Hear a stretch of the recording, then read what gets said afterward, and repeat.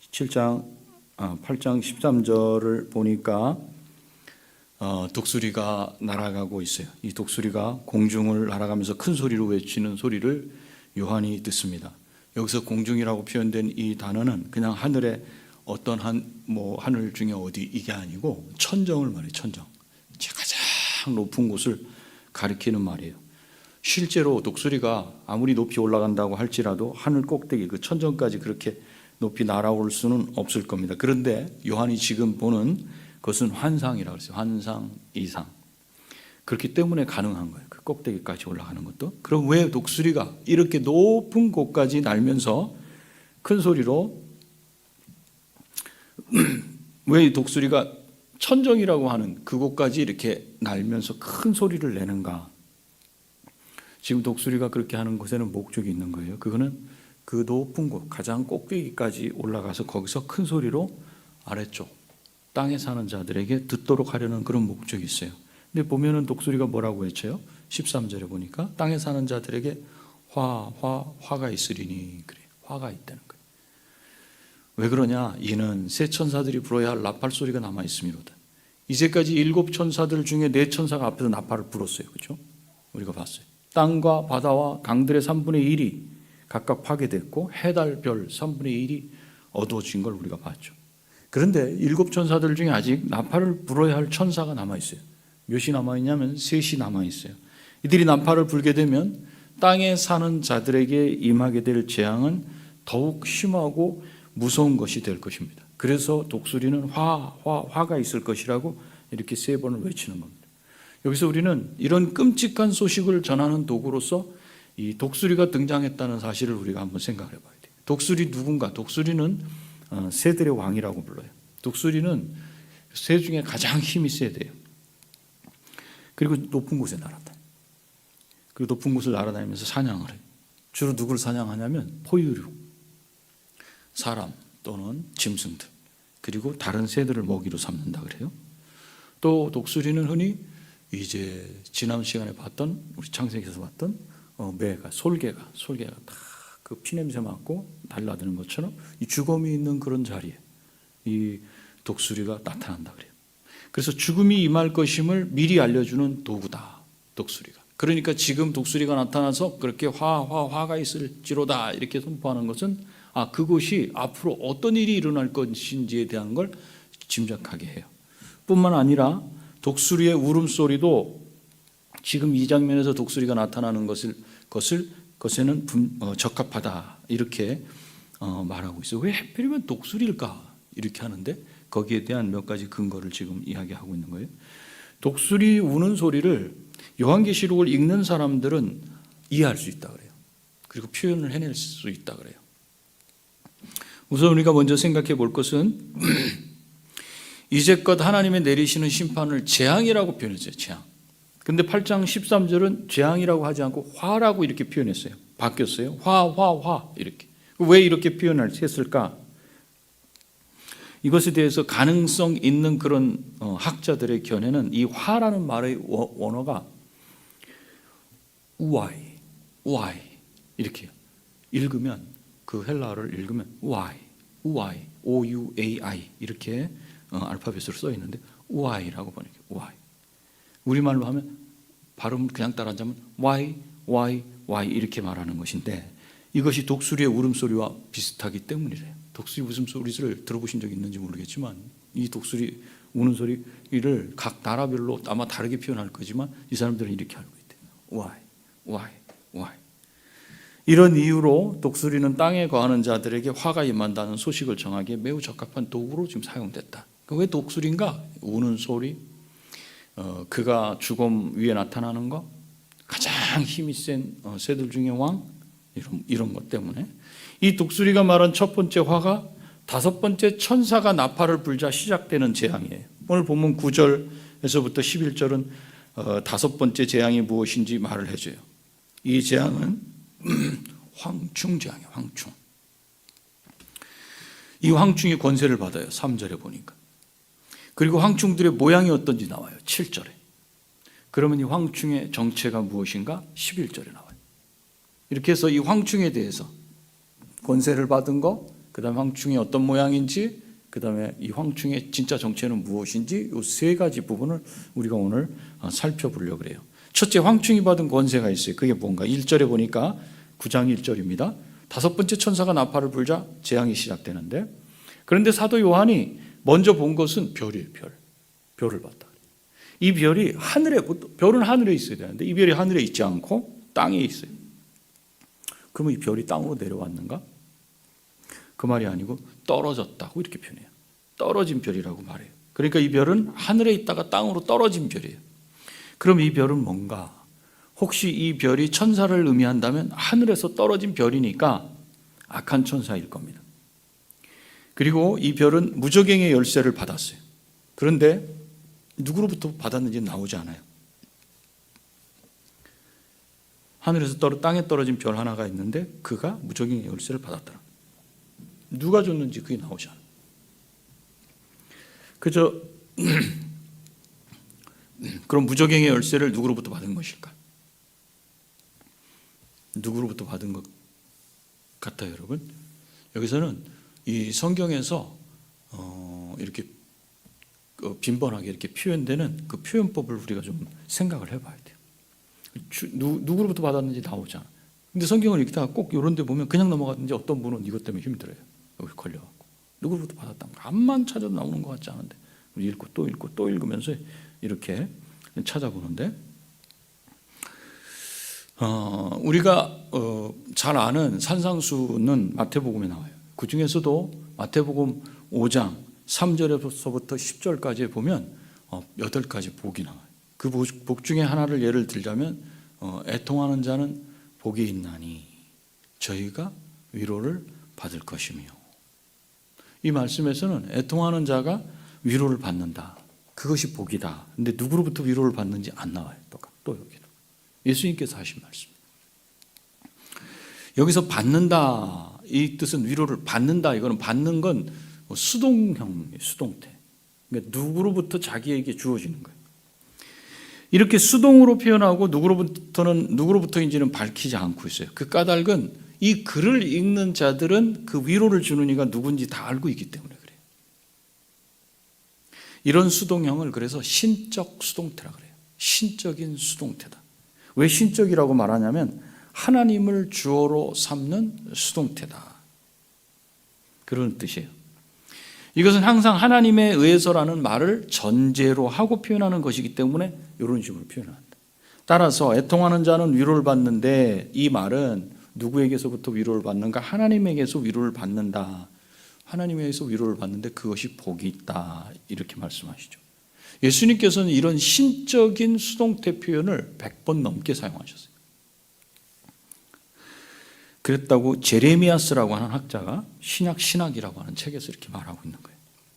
신적 수동태로 쓰는 것은 하나님에 대한 경외심. 왜 이런 표현을 씁니까? 하나님에 대한 경외심과 그 이름을 밝히는 것을 피하는 것, 그 이유가 하나 있어요. 무슨 뜻이냐? 유대인들은 하나님을 하나님이라고 발음하지 않아요. 그래서 그 단어에다가 모음을 싹 빼고 발음해요. 그래서 아도나이 이렇게 발음하잖아요. 영어로는 Lord, 우리는 주 이렇게 표현하죠. 하나님의 이름을 함부로 부르지 않는다는 거예요. 그런 의미에서 신적 수동태로 써서 그 주어인 하나님을 쓰지 않는다. 또 마지막 때 하나님의 이 비밀스러운 활동을 감추어서 표현하는데도 바로 이렇게 쓴다. 누가 주었다는 말이야? 이건 믿는 사람들, 신자들은 다 알아. 그런데 불신자들은 몰라. 이렇게 감추기 위해서도 사용됐다. 그래서 두 가지 이유가 있어요. 하나는 그분을 경외하는 것, 또 한 가지는 마지막 때 하나님의 이 활동, 어떻게 하나님이 일을 하시는지를 감추어서 표현하는 데 사용됐을 것이다. 그래서 오늘 본문 1절에서도 마찬가지예요. 이 별이 떨어졌어요. 별이 떨어졌는데 이 떨어진 별에게 무저갱의 열쇠를 주었어요. 근데 누구한테 그 열쇠를 받은 이 떨어진 별은 누구한테 받았는가? 그러면 신적 수동태라고 우리가 알고 있다면 이 본문을 읽는 당시 7교회 성도들은 하나님께로부터 받았다, 이걸 알 수 있죠. 1절 이렇게 해결하고 2, 3절 보겠습니다. 별이 자기가 받은 열쇠로 무저갱을 열어요. 그래서 무슨 일이 일어나는지 잘 보세요. 그 구멍에서 연기가 나오는데 이게 그냥 뽀송뽀송 나오는 그 시골 그 연기 굴뚝에서 나오는 그런 퐁퐁퐁 나오는 이런 연기가 아니에요. 큰 용광로에서 내뿜는 것 같은 연기가 팍 솟아올라요. 이 연기가 얼마나 엄청났냐면 태양이 가려졌다 그래요. 그리고 하늘이 어두워졌다 그래요. 그런데 이 연기 속에서 땅으로 올라온 것이 있었어요. 그게 뭐예요? 황충이에요. 한 마리가 아니고 셀 수 없을 만큼 무수한 황충들이 연기를 따라 땅 위로 올라와요. 3절입니다. 이 황충들이 땅 위로 올라오자 권세를 받습니다. 권세를 받았다. 마찬가지로 누구한테 받았다? 신적 수동태로 쓰인 거예요. 하나님께서 이 황충들에게 권세를 주셨어요. 근데 이 권세는 전갈이 가진 권세와 같다 그래요. 권세는 어떤 일을 행할 수 있는 권한 또는 능력이에요. 그걸 하나님께로부터 받았어요. 근데 어떤 권세냐? 전갈이 가진 그 권세, 전갈이 가진 능력, 그거라는 거예요. 전갈은 어디서 삽니까? 주로 사막 같은 데서 사는데, 사전에서는 전갈에 대해서 남극, 북극 지방을 제외한 전 세계에서 볼 수 있는 동물로 약 1100종류가 있다. 이렇게 말하고 8개의 걷는 다리, 그리고 커다란 집게 다리가 한 쌍이 나 있고, 낮에는 주로 돌이나 갈라진 틈이나 구멍에서 지내다가 밤에는 사냥에 나서는데 이때 쓰는 게 집게발을 이용해서 머리를 꽉 잡는다 그래요. 그리고 몸 위로 구부러지고 가는 꼬리, 알죠 여러분? 전갈? 그 꼬리에 보면 날카로운 독침이 연결되어 있어요. 그 싸움이 좀 심해지거나 위험해지면 그 독침으로 탁 꼽아가지고 거기다 독액을 집어 찔러는, 그래서 적을 죽인다고 해요. 이 전갈은 시력이 별로 좋지 않대요. 근데 이 배 쪽에 보면 이 빨래판처럼 쭉 나와 있는 그것이 이 땅의 진동을 감지한다 그래요. 그걸 감지해가지고, 그리고 예민한 촉각을 이용해서 어둠 속에서도 이 먹잇감을 사냥을 잘한다고 이렇게 합니다. 반면에 황충은 뭘 먹어요? 땅의 풀이나 나뭇잎과 같은 이런 푸른 것들을 먹어치우는 그런 벌레예요. 그런 곤충이에요. 그런데 4절을 보니까 황충은 원래 자신들이 먹던 것, 그걸 먹으면 안 돼요. 그들에게 이르시되 땅의 풀이나 푸른 것이나 각종 수목은 해하지 말고, 이거 손대면 안 돼. 원래 주종목이, 자기가 이 황충이 하던 주종목은 이거예요. 이거 푸른 풀. 근데 그거는 해하지 말라 그래요. 대신 누구를 해야 되냐? 사람들을 해쳐야 돼. 전갈처럼 꼬리로 사람들을 해칠 권세를 받았다는 거예요. 그러나 이 황충들이 땅에 사는 모든 사람들을 해치는 것은 아니에요. 누구를 해치는가? 4절 바로 뒤에 오직, 그 뒤에 있죠. 오직 이마에 하나님의 인침을 받지 아니한 사람들만 해쳐야 돼요. 권세를 받았다, 전갈의 권세를 받았다. 근데 전갈의 권세를 받았는데 황충이 원래 주종목인 푸른 식물, 나뭇잎 이런 거 먹을 수 없다, 해할 수 없다. 그럼 뭘 해야 돼요? 사람에게 전갈의 그 권세를 사용해야 된다. 근데 이 사람들은 누구냐? 땅에 있는 모든 사람들이냐? 그렇지 않다. 이마에 하나님의 인침을 받지 않은 사람들이다. 이 사람들은 바꿔 말하면 요한계시록 13장에 보면 16절에 거기에 나오는 자신의 손이나 이마에 짐승의 표를 가진 사람들이에요. 이번에 황충이 전갈처럼 침을 싸서 해칠 사람은 짐승의 표를 가진 사람들입니다. 하나님의 인침을 받은 사람들, 즉 우리가 7장에서 본 14만 4천 명은 전혀 황충의 해를 받지 않아요. 왜냐하면 하나님께서 황충에게 하나님의 인침을 받은 사람들을 해할 권세는 주시지 않았기 때문에 그래요.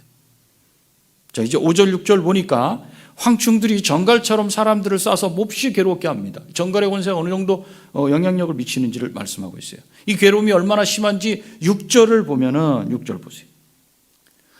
여러분 개역 개정으로 보세요. 저는 세 번역으로 제가 읽어드릴게요. 그 사람들이 죽으려고 애써도 죽지 못하고 죽기를 원해도 죽음이 그들을 피하여 달아날 것입니다. 너무 괴로워서 이 전갈의 권세가 얼마나 괴로운지 죽고 싶을 지경이에요. 근데 죽고 싶어도 죽음이, 나 이제 죽을래 그러면 죽음이 자꾸 도망간대. 죽을 수가 없다는 거예요. 사람들은 이렇게 고통스럽고 괴로운 상태에서 얼마 동안을 지내야 됩니까? 그랬더니 5달 동안. 5절에 5달 동안 괴롭게만 한다. 이 5달, 왜 하필이면 또 5달입니까? 이렇게 하면 이 숫자니까 또 궁금해하는 분들이 있어요. 학자들의 견해가 있어요.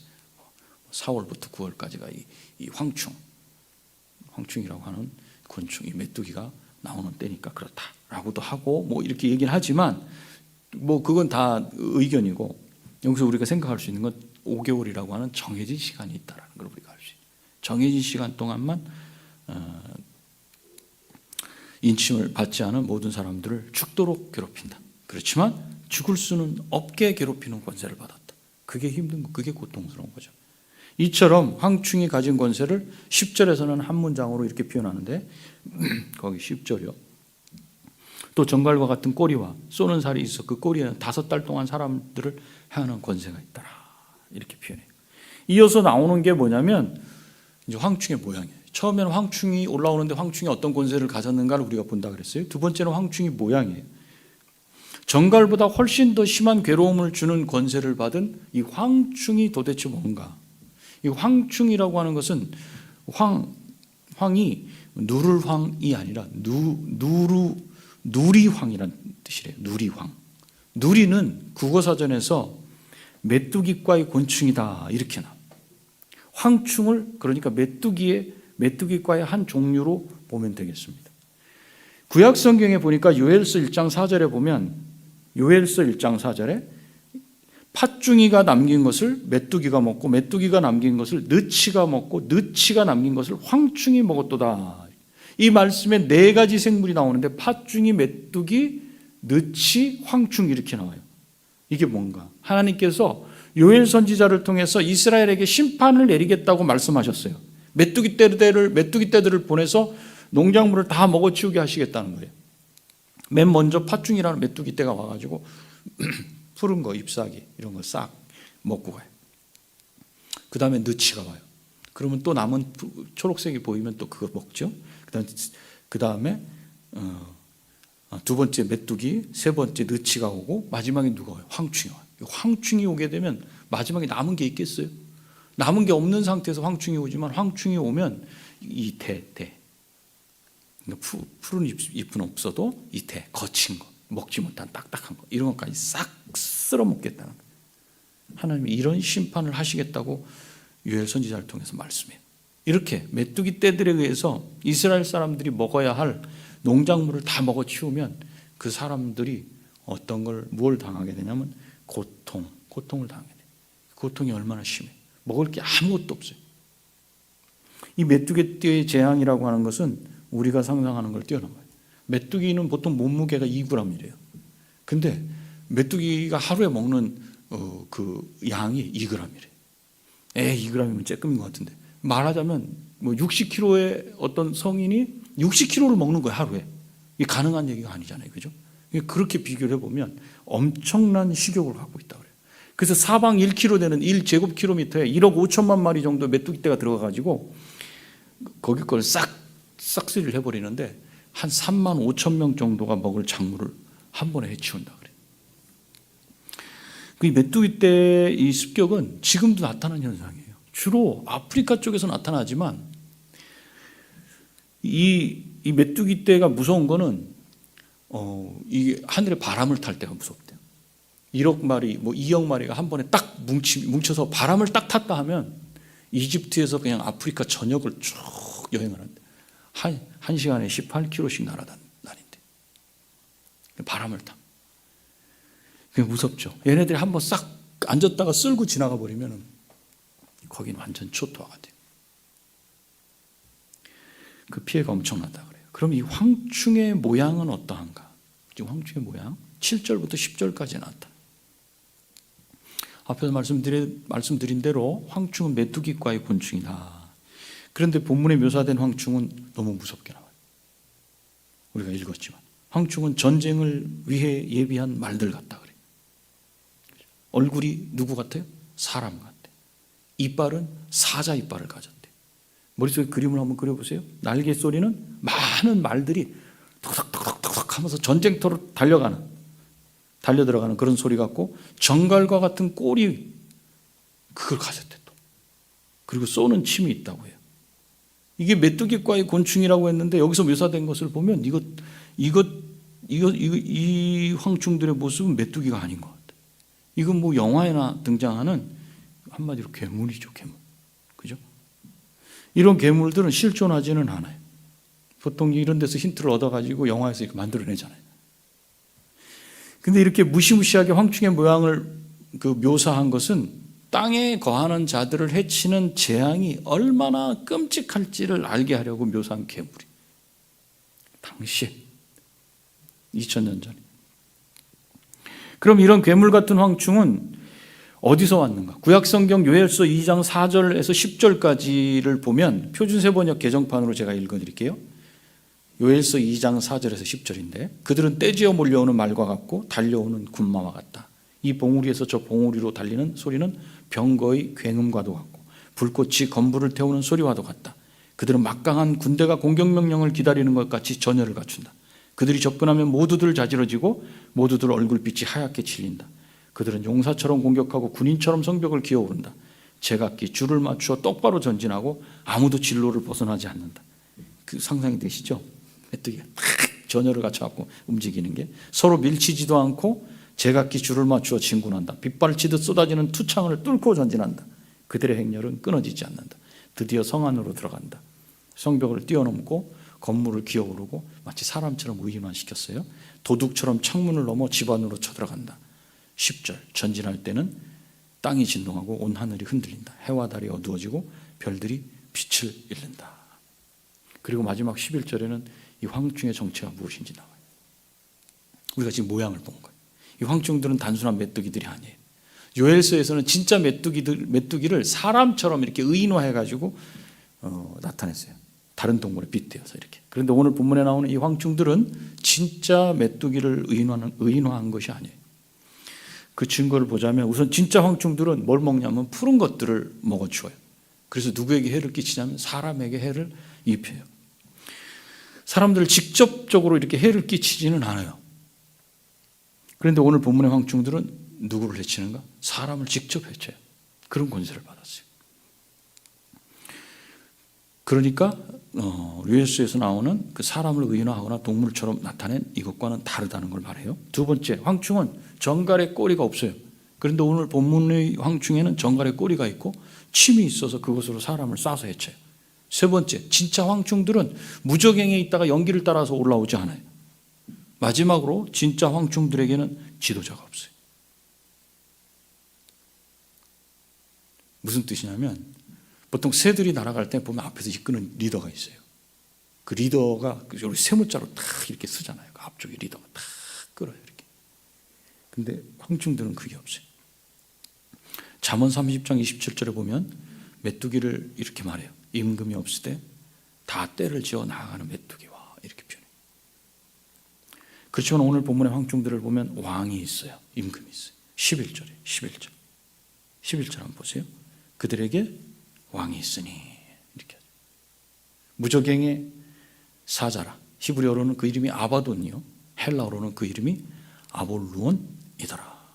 이 왕을 가리켜 무적행의 사자라고 이렇게 말해요. 그리고 이 왕의 이름이 무엇인지도 밝혀줘요. 히브리어로는 아바돈, 헬라어로는 아볼루온이다. 이렇게. 이 이름 뜻이 뭐냐? 파괴자라는 뜻이에요. 파괴자. 이 황충들의 왕이 파괴자라는 이름을 갖고 있다는 것은 이 왕이 무슨 일을 하는지를 정확히 보여줘요. 무슨 일을 하는 거예요? 파괴자면 파괴하는 일을. 이 왕 세우는 일을 하지 않아요. 무너뜨리는 일을 해요.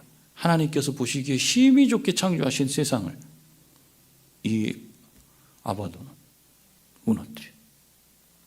이 무정행의 사자는 무너뜨려요. 하나님과 정반대에 서 있는 존재예요. 그가 황충의 왕이에요. 그는 누구예요? 마귀예요. 사탄이에요. 이 왕을 가리켜 무적행의 사자라고 했는데 이게 더 정확한 표현은 이 번역에는 그 무적행의 천사 이게 정확한 표현이에요. 그 무적행의 천사. 여기 그라는 말은 앞에 나온 어떤 거를 가리켜요. 그러면 앞에 나온 그 무적행에 있던 천사라 그러면 그 앞에 나온 천사는 누군가? 1절에 보니까 나팔을 부는 다섯째 천사가 있는데 이 천사는 나팔을 불어서 다섯째 재앙의 시작을 알리기만 해요. 그렇기 때문에 무적행과 관계 있는 존재를 찾아봐야 돼요. 1절에 보면 무적행의 열쇠를 받은 별 하나가 나와요. 이 별이 열쇠를 받아서 무적행을 열어요. 그러니까 이 별은 열쇠를 받고 문을 여는 행동을 할 수 있는 그런 존재예요. 그런 존재를 상징해요. 그러면 이 별이 11절에서 말한 무저갱의 그 무저갱의 천사인가? 그러려면 그렇게 말을 하려면 별이 과연 천사를 상징할 수 있을까를 우리가 찾아봐야 돼요. 요한계시록 1장 20절에 보면 예수님께서 요한에게 요한이 본 것을 설명해 주셔요. 뭐라고 말씀하시냐면 내가 본 것은, 그러니까 네가 본 것은, 요한이 본 것은 나의 오른손의 7별의 비밀과 7 금초대라. 7별은 7 교회의 사자요, 7 금초대는 7 교회라, 이렇게 말씀하셨잖아요. 이 말씀 중에 7별은 7 교회의 사자라고 나오는데, 사자라는 표현이 원어로는 천사라는 그런 단어예요.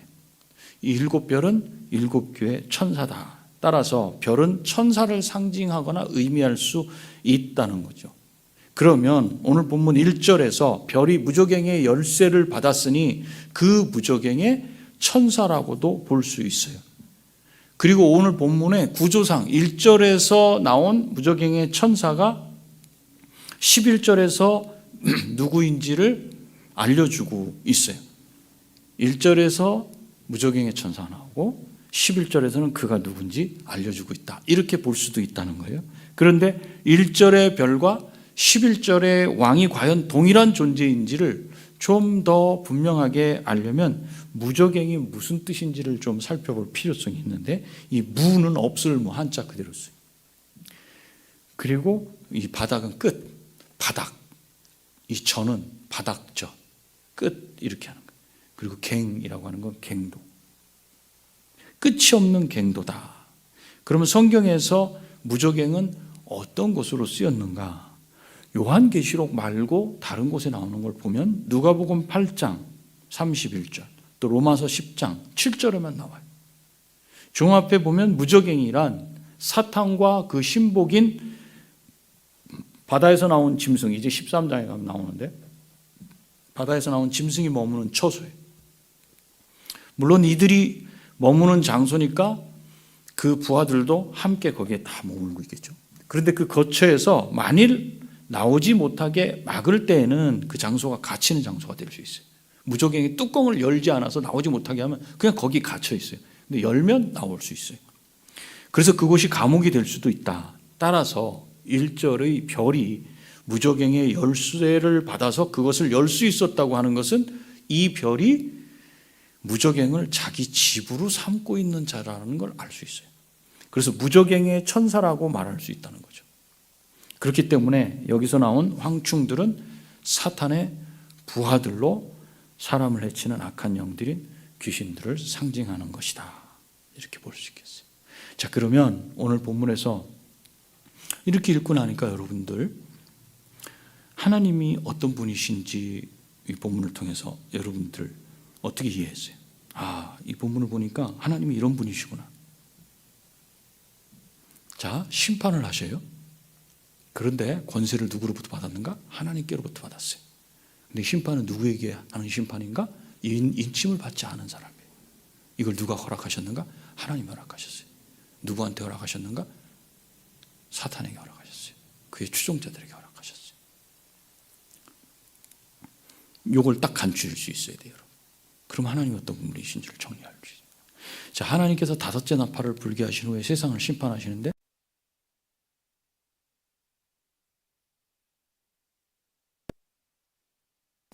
메뚜기과의 곤충, 황충들을 사용했어요.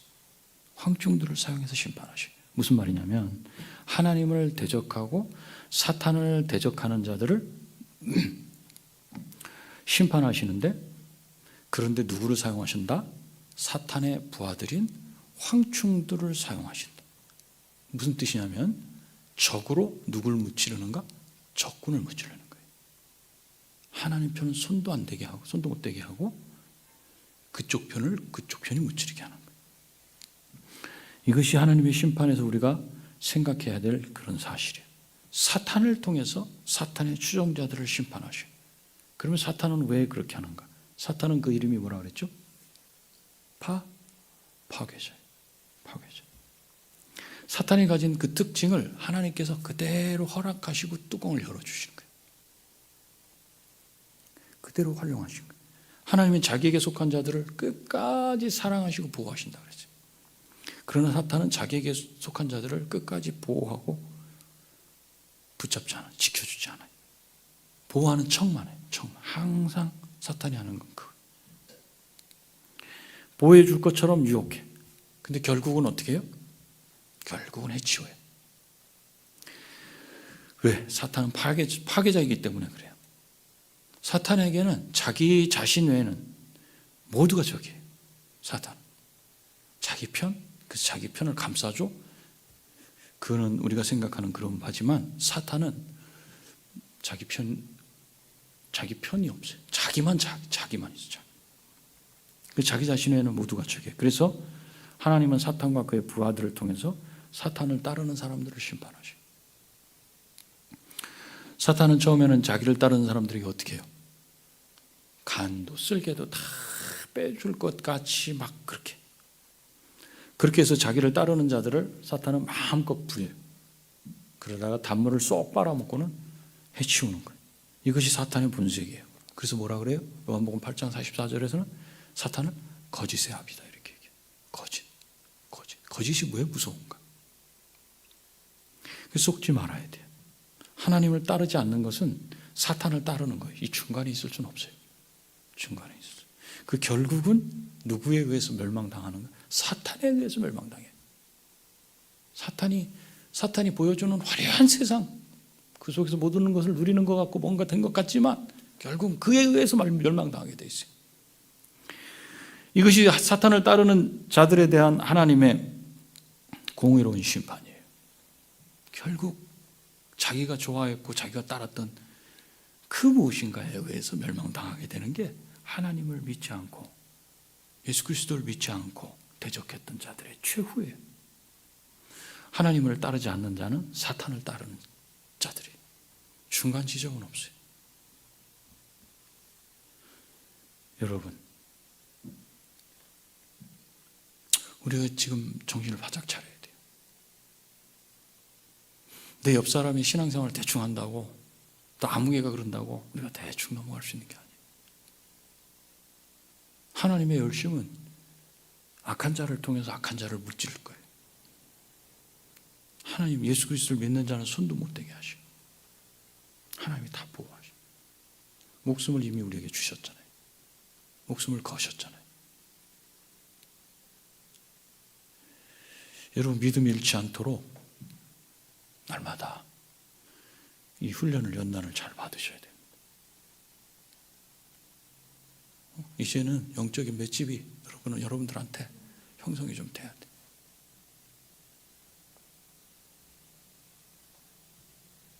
제가 부탁하기는 믿음을 잃지 않도록 여러분 자신을 굳건히 좀 세울 수 있었으면 좋겠어요. 각자가 그 결단을 해야 되고 성령께서 도우실 거예요. 믿음을 갖고 하나님 말씀을 따라서 감사하고 그렇게 살아가시는 여러분이 되시기를 바랍니다. 기도하시겠습니다.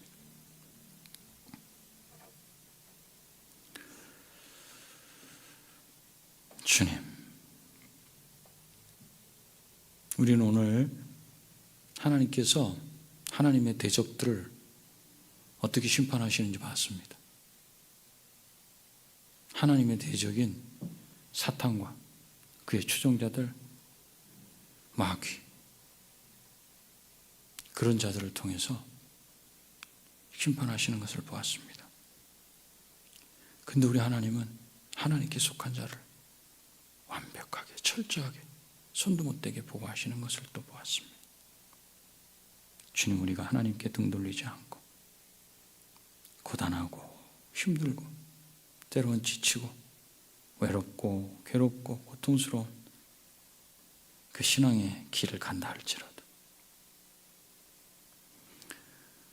좌절하지 아니하고 우리 앞에 나타난 현실 때문에 절망하지 아니하고 낙심되지 아니하고 기쁨으로 이 길을 가게 하시고 옆으로 눈을 돌려보면 그저 이 화려한 세상 가운데서 이것저것 누리고 산다고